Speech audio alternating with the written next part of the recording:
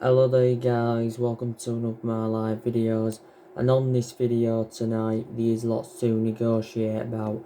I am going to be giving you an update on some more transfer news, keeping up to date of what players are linked with Manchester United like I have been doing on a regular basis. So I am now going to delve straight into the topic. So I am going to go through with you, what striker, Manchester United should sign when the transfer market, does reopen. Like I've mentioned before, there has been quite a lot of strikers on our agenda in that. Obviously, Solskjaer has come out and revealed that he doesn't want to, sign a Galactico forward, when the transfer market does reopen. I think he's looking to bring, a young upcoming forward in, to be quite honest with you. Also, I'm going to be talking with you, about Manchester United possibly bringing a centre-half in, because it has confirmed, according to the mainstream media, saying that Manchester United are keen on bringing a centre-half in. And also I am going to be talking with you a bit more about Paul Pogba later on in the video. But we'll start, what striker, Manchester United should sign when the transfer market does reopen. Now, it's not fully assured that, we're actually, going to sign a striker, when the transfer market does reopen. Now, like I've mentioned before, so I'll reiterate it now, we have got a lot of good attacking players in our team. And I think, Rashford, he's been one of our best players earlier on in the season. I think Rashford's got 19 goals in 31 games this season in all competitions. And I think he's got over 60 odd senior goals in just over 200 appearances. And this is since he broke into the senior squad back in 2016. So Rashford, has been in our senior squad now for around 4 years. Of course, Rashford has said, he's finding it hard to train at home whilst on coronavirus lockdown, because obviously he's revealed that his preference would be to train on the training ground, of course, because obviously Rashford does want to regain full fitness. He wants to regain full fitness because Rashford has been out with this back injury since the 14th or 15th of January. The last game he did play for Man United was in the FA Cup replay against Wolves, and that's when his actual injury occurred. But analysing, Rashford has sustained quite a few injuries as a Manchester United player. Like I said, up until this point, he's spent the entirety of his career with the football club, because he has been a United player since the age of 7 as Marcus Rashford. Like I mentioned, Rashford, can play as a number 9, and he can also play out wide. But I think, we are considering changing his role, because I think Solskjaer did say before that he prefers Rashford out on the left. But yeah, I've got to say, Rashford was one of our best players earlier on in the season. And I think his long-term future is at Manchester United. I'm not, sure, if Rashford, will from now spend the entirety of his career with the football club. Maybe it's dependent on, how Manchester United are in the next couple of years. Maybe if we're up there challenging that, then maybe, it will convince Rashford to remain loyal to the football club. So he's one good attacking player we've got. Obviously, another good attacking player we've got, and that's Mason Greenwood. I've got to say, he's done really, really well throughout the course of this season for us. Mason Greenwood, I think it's got is it 12 or is it 13 goals in all competitions this season. I do expect next season, Mason Greenwood to get, more opportunities from the start, because analysing it this season, he's seldom started in the Premier League. He's made a lot of substitute appearances, but he started more in the cup games as Mason Greenwood. Mason Greenwood can also play as number 9, and he can play on the right, so he replicates Rashford in that aspect. Mason Greenwood is not yet emulated to Rashford's level, but I think in the next year or so, he will develop to Rashford's level. Probably, will end up overtaking Marcus Rashford, will Mason Greenwood and that. But we don't want Mason Greenwood's appearances to become limited at the football club and stuff like that. So we don't want anything to affect his development. But he is a good backup, is Greenwood. Also, Martial, is a very, very good attacking player for us. Now, I think, probably Manchester United will sell Martial eventually. I'm very, very sceptical from my own perception that, he'll finish, his career with Manchester United from now. I think, he will be at Manchester United next season, will Anthony Martial and stuff like that. And like I've mentioned before, Anthony Martial's endured some difficult spells as a Manchester United player, especially, back under the Jose Mourinho era. But obviously, before the football season that got suspended, Anthony Martial, really, really rejuvenated himself and he was in a good run of form. And Martial's got like, is it 16 or 17 goals this season already for the football club. Martial now is into his 5th season at Manchester United, so he has been a long-serving player. And we paid, was it £36 million in for Monaco, potentially rising up to 57 or 58 million based on goals and achievements.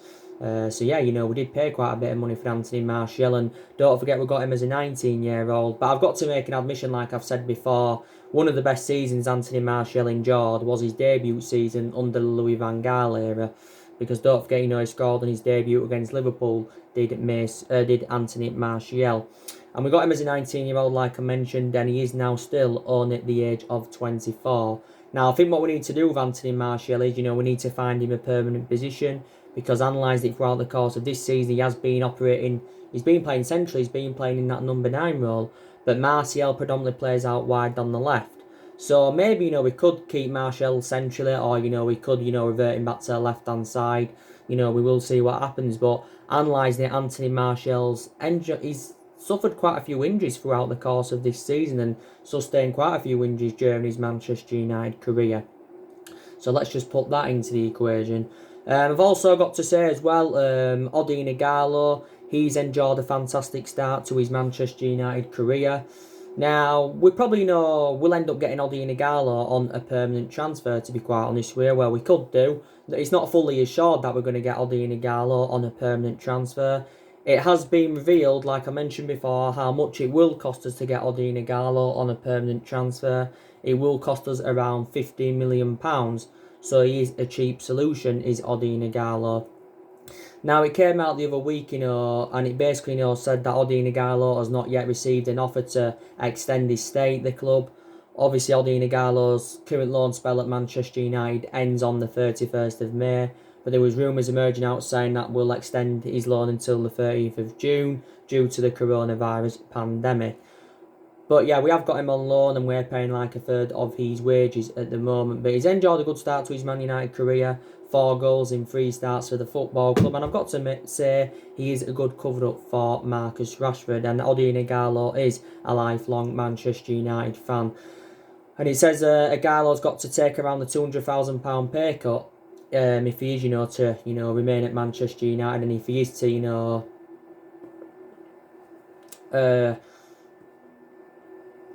if he is to make his loan permanent at Manchester United and that, because it came out, was it 3 or 4 weeks ago, I think it was, and Shanghai Shenhua, his parenting club, he said they'd offered him around 400 grand a week, plus a 2-year contract extension, to convince him to turn down a permanent move to Man United. I think Ighalo's contract with Shanghai Shenhua ends in 2021, and his wages at Shanghai Shenhua are around £300,000 a week. So let's just put that into the equation. I've also been very, very impressed with Daniel James. Very, very impressed with him throughout the course of this season. Don't forget, he was Ole Gunnar Solskjaer's first signing was Daniel James. And, I said, didn't I, when we signed Daniel James, I said, I expect Daniel James to get game time. But to be honest, one thing I didn't expect him to play as many games to the extent as he has done. So that is a surprise. But he's done really, really well throughout the course of this season. He's enjoyed some bad spells, don't forget he went on that drought. He did score against last, which was our last game we played before the football season got suspended. But that was his first goal since the 31st of August, Daniel James. Daniel James can play on the left and he can also play on the right. But, you tend to see the best of him on that left-hand side. But don't get me wrong, there's still some aspects of his game that do really, really need to improve. But yeah, we've had a lot of our attacking players have done really, really well throughout the course of this season. So maybe, Man United are not, guaranteed, to recommend a striker in. And obviously, like I mentioned, if we were to sign a winner, that could be bad news for Daniel James, because then he may find game time very, very difficult and he could be served his 2 requirements. And so too, it could be very, very bad news for Chong. But yeah, so they've done really, really well, our attacking players, but, I still think Solskjaer is keen on, recommending a striker in, but Kane's one striker, that's been on our agenda, but, Kane now to Manchester United is dead in the water. Kane to Man United now is not happening.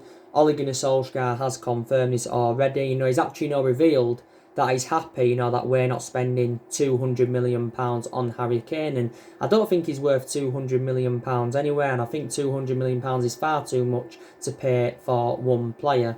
Now, like I've said before, and I'll reiterate it, Man United are known for overpaying for players. You know, obviously, you know, we've brought big names in recent years. You know, such as Alexis Sanchez, Angel Di Maria under Louis van Gaal era. I think we paid a good 50, 60 odd million for him. You know, we paid 89 million for Paul Pogba. He's our most expensive sign at the moment. We paid 40 million for Matic, 75 million for Lukaku when we had him. We paid £80 million for Harry Maguire, so we are known for overpaying for players, but £200 million is far too much for Harry Kane. I'm not going to fully disregard us getting him in the foreseeable future, because maybe we could get him in the foreseeable future, which means the long term, but we definitely know what sign him when the transfer market does reopen. And Solskjaer knows give a few main explanations, you know, why he's happy, you know, that we're not getting Kane in. You know, he doesn't want to recommend Harry Kane in anywhere, but Solskjaer feels as though, from his own perception, that, you know, Rashford is as good as Harry Kane. Obviously, Kane's more experienced because Kane's 26 and Rashford's 22.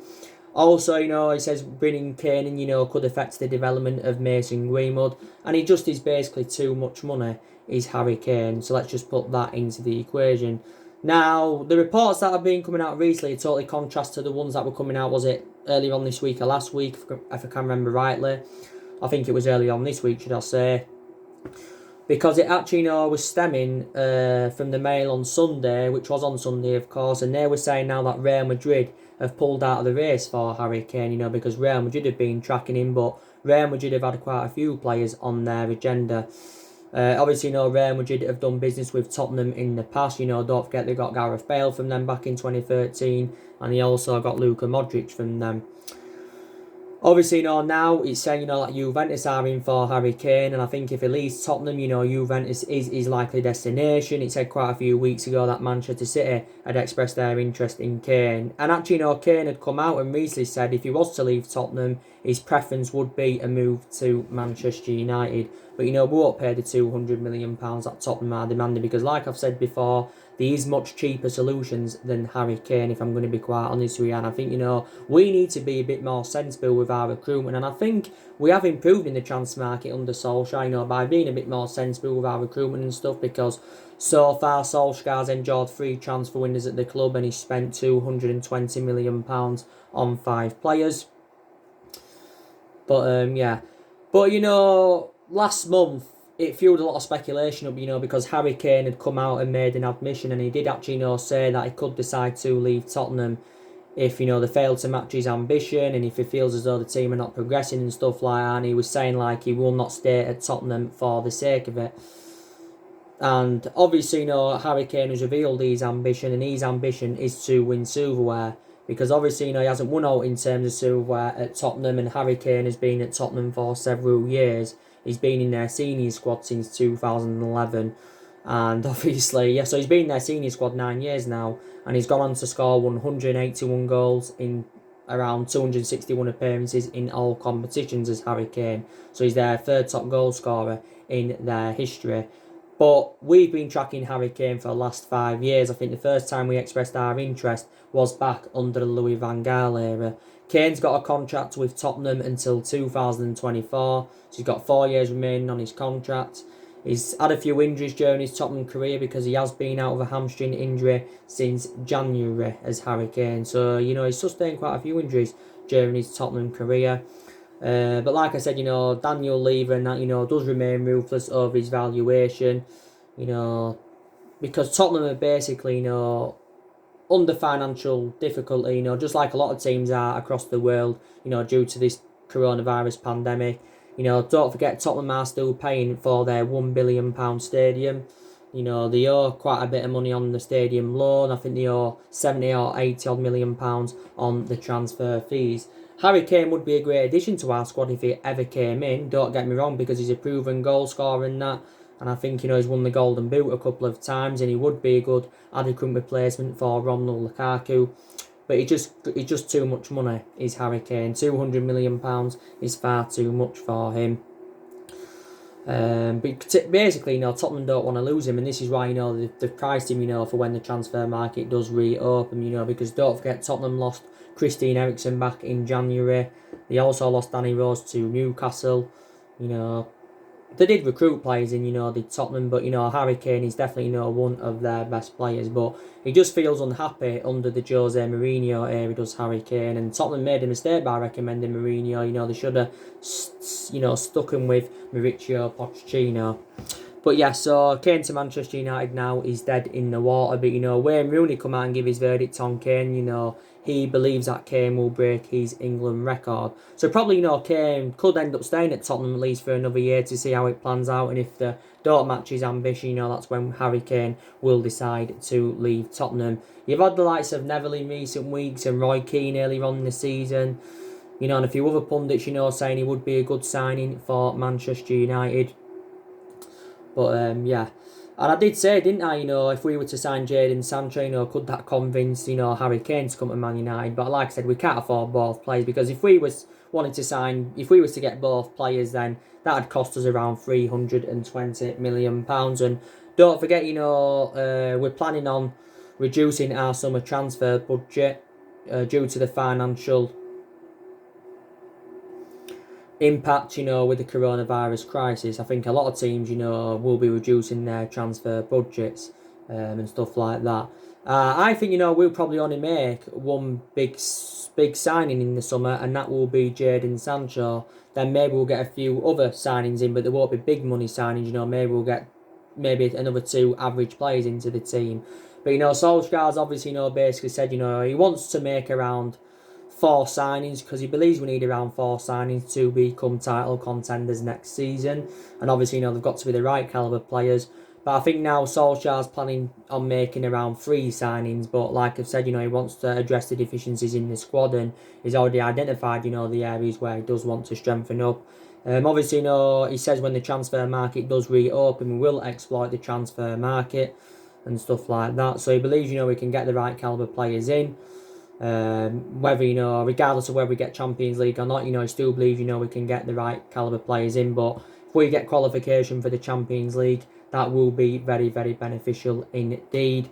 But I think there's around 14 players in total on our agenda. But the question is, what players will Manchester United sign? So yeah, so Kane's not going to be happening to Man United. Timo Werner, like I said, he's a much cheaper solution than Harry Kane is Timo Werner. I think Timo Werner's available for around £50 million, because his actual current release clause ends, I think, at the end of this month, reportedly.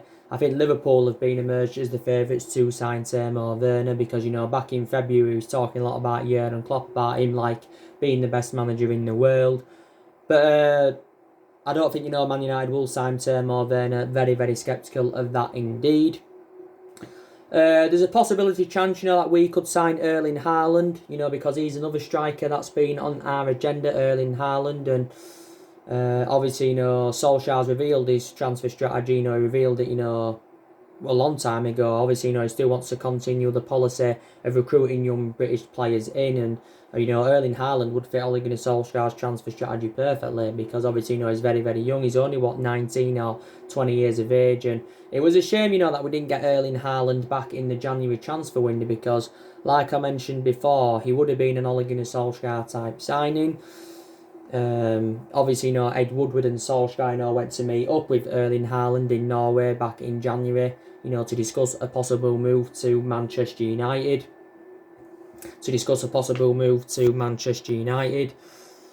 And like I said, he wouldn't have been only an Ole Gunnar Solskjaer type signing. He was available. He was a cheap solution as well. He'd have only cost us around £17 million. But Alfin Jarland came out, was it around 3 or 4 weeks ago, which is his father, and he gave a couple of the main explanations why Haaland didn't come to Man United, is because there has been uncertainty over Solskjaer's future at the club. Also, too, we had no Champions League football to offer. So basically, Erling Haaland just decided to go and join Borussia Dortmund, and Borussia Dortmund paid 17 million for him. He signed, a 4-year contract with them, so he's under contract with Dortmund until 2024. Haaland has scored 40 goals this season in total, around 12 goals in his last 11 with Dortmund, and obviously, the other goals that he did score at Red Bull Salzburg, because he enjoyed a very, very good tenure, with Red Bull Salzburg, did the player. But Solskjaer knows Haaland really, really well. I think it was around 3 years ago, Solskjaer, give Haaland his debut at Mold, because Solskjaer worked with him at Mold, and I think he gave Haaland his debut at the age of 16.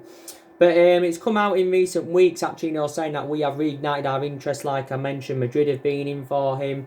He's got around a 63 million release clause reportedly in his contract now with Dortmund. But he said the other week that he's released that 63 million or whatever release clause it is cannot be activated until 2022. So let's just put that into the equation. Obviously, Raul Jimenez, he's been another striker on our agenda from Wolves. Moussa Dembele from Lyon, he's also been another striker on our agenda. So, which striker, should Manchester United sign when the transfer market does reopen? Now, obviously, this morning, I give you the news, didn't I, on João Felix from Atletico Madrid. Now, I said, didn't I, we are seeing him as an alternative to Jadon Sancho. So if we miss out on Jadon Sancho, we'll look to get João Felix from Atletico Madrid. Now, it could be available for a cut price fee, like I mentioned, but I don't think Atletico Madrid would be willing to do any business with João Felix, because it's only his first season in Spain, but he's enjoyed a very, very difficult first season with Atletico Madrid.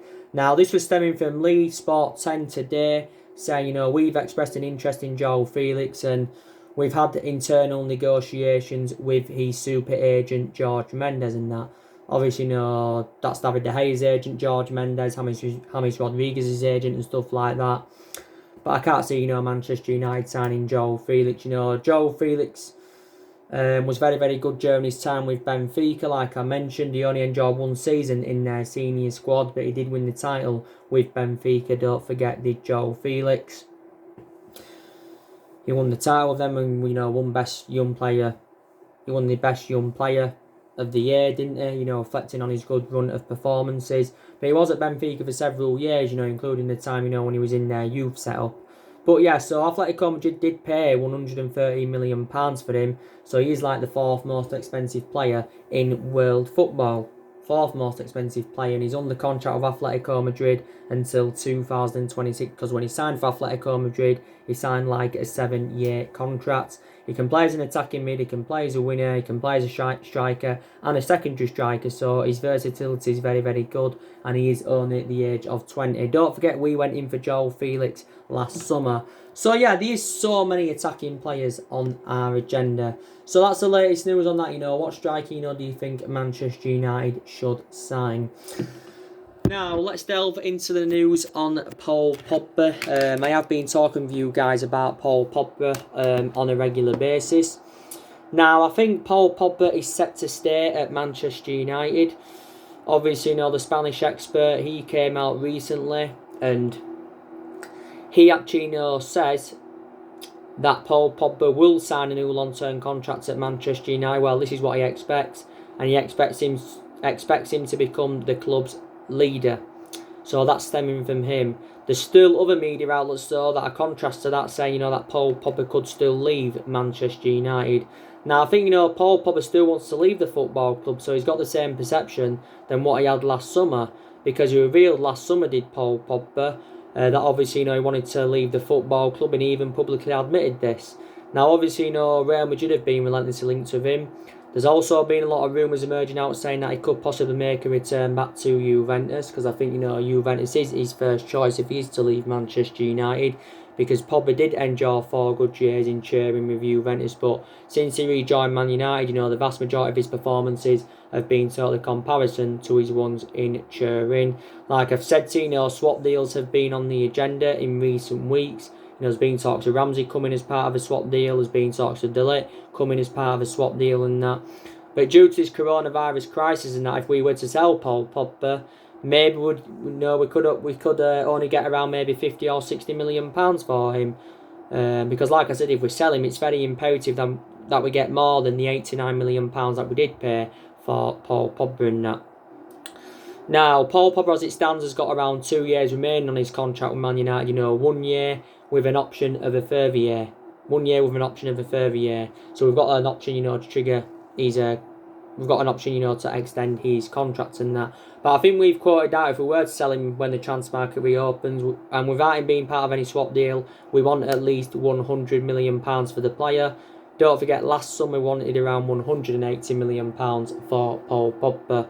Now, obviously, before the football season, that got suspended, which, it's been suspended since, is it the 9th or 10th of March. Obviously, Solskjaer was saying, in Austria, that Paul Pogba will remain at Man United next season.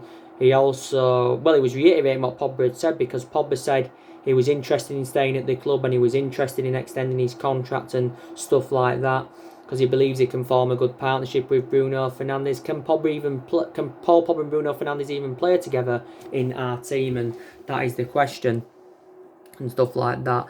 But obviously, Graham Souness has been criticising Paul Pogba persistently. Don't forget, he's been criticising him persistently, and don't forget, recently Paul Pogba had reacted to that. According to Alan Shearer, he believes that Solskjaer's made a decision on Pogba, and I think Alan Shearer believes that Pogba will leave the football club. Obviously, you've had Scholes recently coming out comparing Paul Pogba to, Steven Gerrard, who of course is a Liverpool legend and stuff like that. But, and obviously, Mini Raiola has been talking a lot since the turn of the year. We've been very, very critical of him, reflecting on some of his comments. But Mini Raiola, has been working on getting his client to transfer away from Man United, at least in the last couple of years now or so. Mini Raiola's got a good relation with Real Madrid. I think Pogba's got a good relationship with Zinedine Zidane. So, but Paul Pogba was talking a lot about Real Madrid last year, about his dreams of playing, under Zinedine Zidane and that. But, he has been subjected to so much transfer speculation as Pogba. He's only played 8 times this season for the football club as Pogba, due to his injuries. The good news is when the football season does resume, he will be back in full training, because Pogba has been stepping up his fitness regime. But he's sustained quite a few injuries as a Manchester United player. But he gave an interview, didn't he, to the United podcast recently, and he was saying quite a few interesting stuff. Obviously, he said his mother always told him he would return to Man United. Obviously, he said he would return to Man United because obviously, he left us back in 2012 on a free transfer, because we had him under Alex Ferguson, but we had to let him go due to limited appearances, and then obviously, he went and enjoyed 4 good years in Turin. Don't forget, PSG and Barcelona have been in for Pogba in the past. Paul Pogba also enjoyed a very, very difficult time under the Jose Mourinho era and that. But maybe he will, be staying at the football club. And if Paul Pogba is to sign a new long-term contract, obviously he'll want a massive increase on his wages. He's on like 300 grand a week at the moment, so he's one of the highest paid players now as it stands. But we need to, resolve his future. Ed Woodward's had quite a few negotiations with his agent, Mini Raiola. So that's the latest news on Pogba. But if Pogba was to leave, there has been quite a few players on our agenda who could replace him at the football club. But I think he will stay at Man United. Maybe not for the foreseeable future, but I think he may stay for next season. So that's, the latest news on Paul Pogba and that. Now, let's delve into the topic of the centre-half. Manchester United report, do want to sign a centre-half. But the question is, which centre-half should Manchester United sign? Now, like I've said to you before, we have got a lot of centre-halves in the team. We've got Harry Maguire and we've got Victor Lindelof that are our first-choice centre-halves. You've obviously, got Bay and Tuanzebe that are our backup centre-halves. And you've obviously, got Phil Jones, who's like our 5th-choice centre-half. He's one of the players that's expected to leave when the transfer market reopens. You've also obviously got Fosu Mensah that can play as centre-half. You've got Rojo as well. Looking likely we'll get rid of him on a permanent transfer because he's on loan at Estudiantes at the moment. Smalling, probably, we'll get rid of him on a permanent transfer. So there's so many centre-halves in the team. Now, Samuel Umtiti, he's been one centre-half on our agenda recently. Samuel Umtiti, does play for Barcelona. And I think he's been at Barcelona since like 2016. So he's like now into his 4th season at Barcelona. Now, we have expressed our interest in him, before. Also, too, it says that Arsenal have inquired about his availability, because Arsenal are in search for a centre-half, despite the fact they got David Luiz last summer from Chelsea. They didn't really want him, he wasn't their first choice, but they just saw it like he was a cheap solution. They obviously got Pablo Mari in January. They've got him on loan. Obviously, whether Arsenal make his deal permanent or not, I do not know. They've got William Saliba coming in when the transfer market does reopen and that.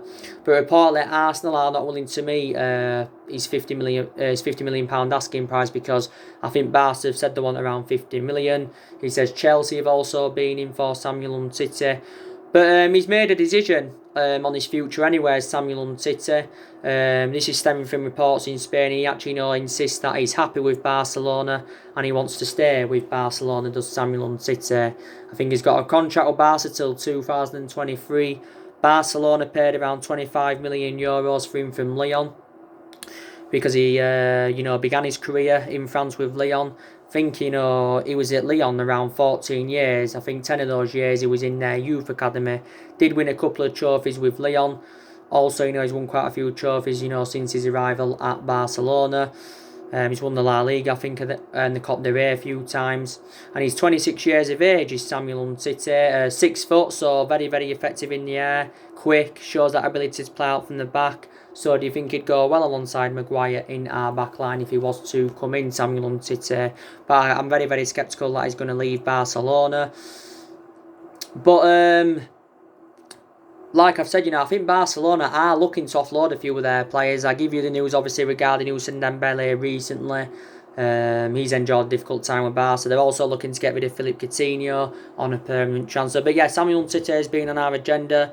Don't forget, Koulibaly, Kalidou Koulibaly from Napoli. He's been on our agenda. Matty Stilic, he's been another centre-half on our agenda. I give you the news a couple of weeks ago regarding Dayat Upamecano from RP Leipzig. He's been on our agenda. But I don't think, us signing a centre-half is a priority. It's more like essential that we get a midfielder, a right winger and a centre-forward than a centre-half. But I just don't see Manchester United signing a centre-half when the transfer window does reopen. But yeah, and obviously, I updated you this morning, didn't I? I think the players that will leave Manchester United, when the transfer market does reopen, I think 5 or 6 will leave. Obviously, I've credited Solskjaer for the players he's brought in so far. He's promoted the youth well. He's also got rid of a lot of the deadwood, since he has come in. But yeah, like I've said before, Solskjaer does need at least a couple of more transfer windows at Manchester United. But it's good that he's revealed his plans, for when the transfer market reopens. He's got the backing of Ed Woodward and he's got the backing of the Glazers. So anyway, guys, drop me comments, likes below on the channel. If you do, consider subscribe as always, and take care. God bless, and I'll see you all again very, very soon.